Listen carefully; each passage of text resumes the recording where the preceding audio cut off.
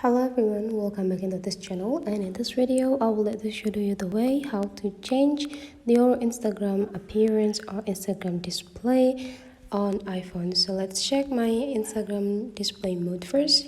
You can see now my Instagram is in a black mode, so you can see whenever I jump into this home section, all is in black, and the search it's also in black.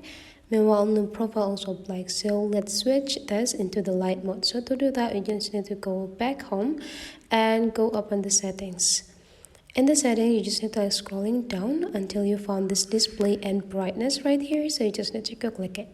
So in iPhone, the Instagram is already linked or generated with the system of iOS. So whenever your iPhone is in a dark mode, your Instagram will be also in a dark mode. But then if you change your iPhone into the light mode, your Instagram will do so.